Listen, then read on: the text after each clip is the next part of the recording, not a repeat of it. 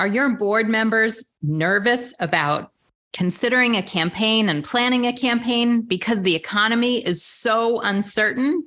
Today, we're going to give you 3 reasons that you should go right ahead with your campaign planning, no matter what's happening in the economy.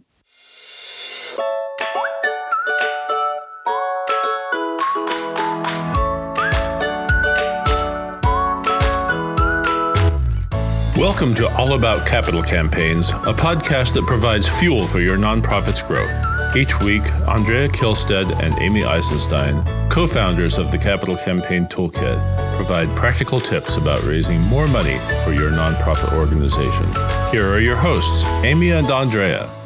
Hello, I'm Amy Eisenstein. I'm here with my colleague, Andrea Kihlstedt, and today we are going to be talking about why you should continue planning your campaign no matter what's going on in the outside world, in the economy, with politics, natural disaster, no matter what's happening, you should proceed if you are ready to start planning a capital campaign.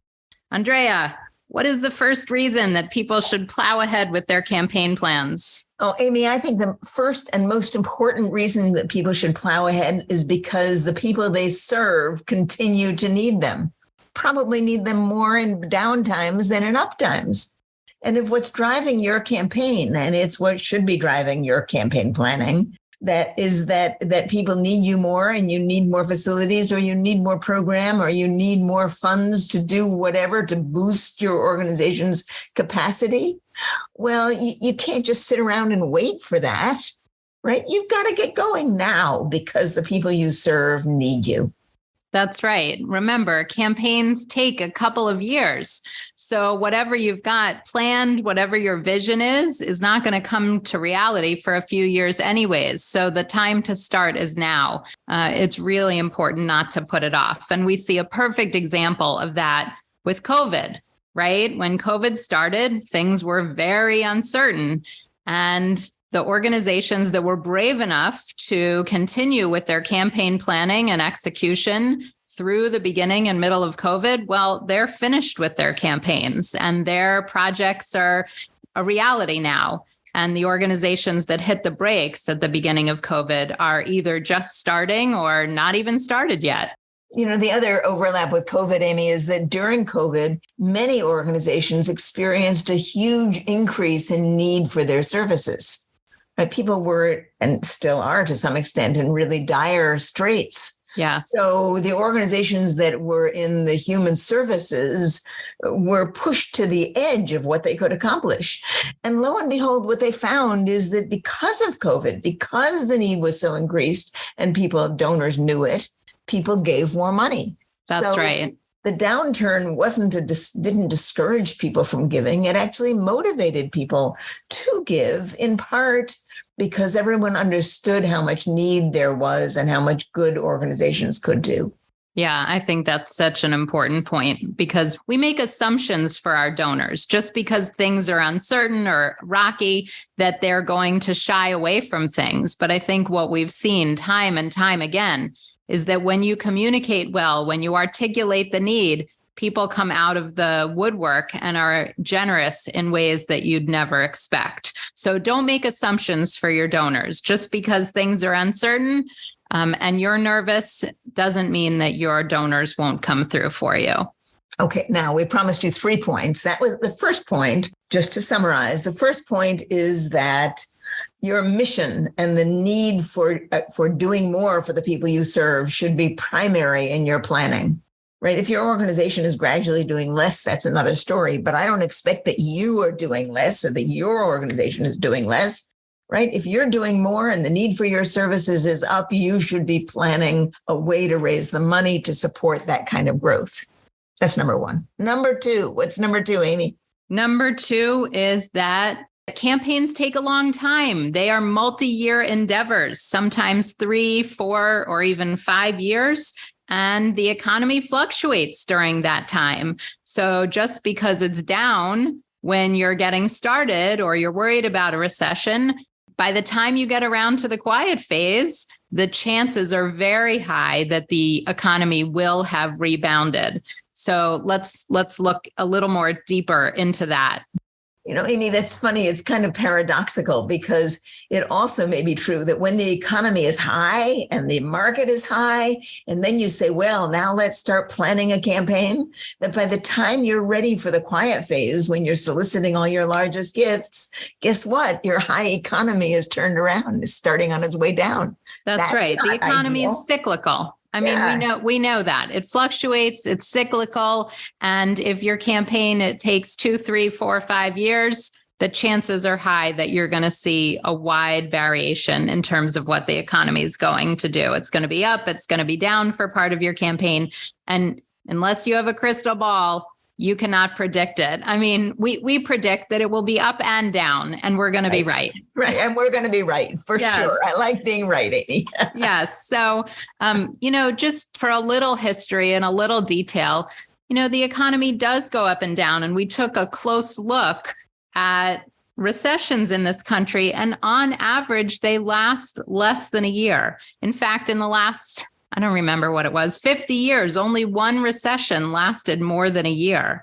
And it was a year and a half. So I think a lot of your board members or your key leaders may think, oh my gosh, a recession is a horrible time for a campaign.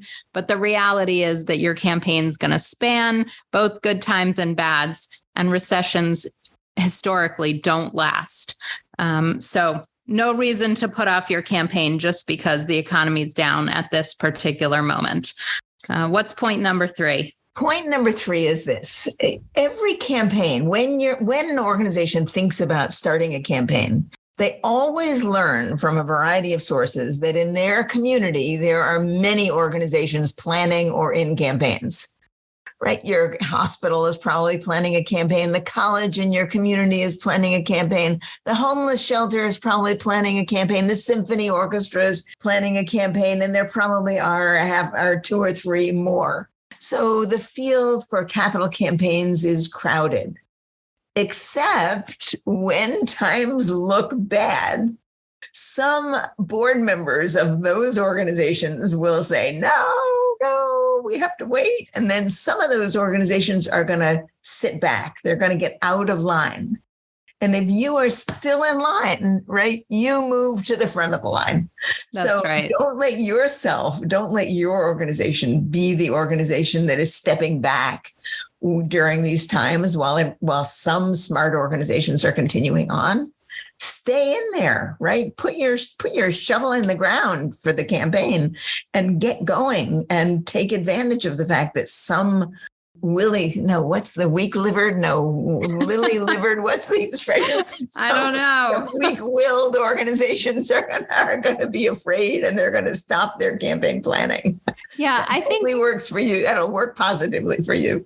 That's right. I think, bravery accompanied by careful and thoughtful planning does put organizations ahead. The reality is that there are always going to be people that are afraid. Some of your board members are going to be afraid. Your key leaders, some of them are going to be nervous because campaigns by nature are scary. They are the biggest amount of money your organization has ever tried to raise, often double, triple, 10 times more than you've ever tried to raise. So that is nerve-wracking, but there are plenty of ways to mitigate the risk.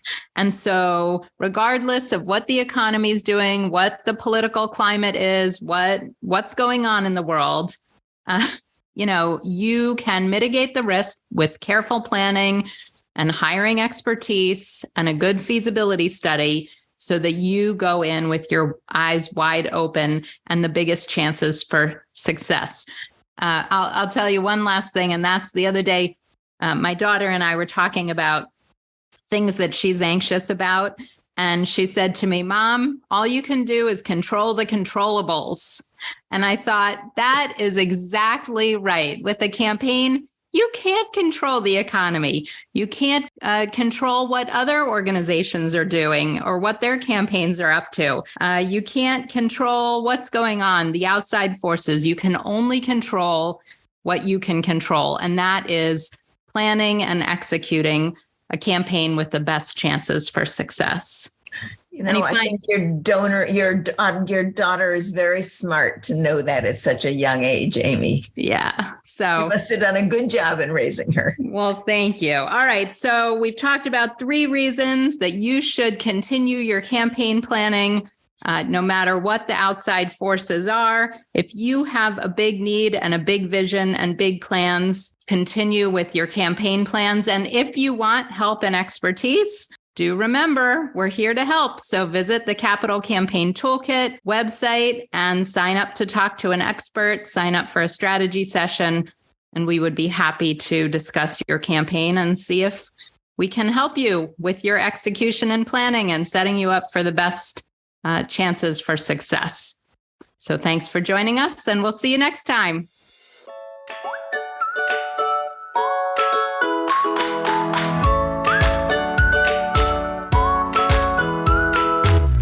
Thanks for joining Amy and Andrea for today's All About Capital Campaigns. To learn more about them and their work together, go to capitalcampaigntoolkit.com. You can hear more from Amy and Andrea on a live webinar they host every Monday at 2 p.m. Eastern Time. You can join the live sessions and get your questions answered by signing up today at toolkittalks.com. And please like, rate, and review us on your favorite podcasting platform. Thank you.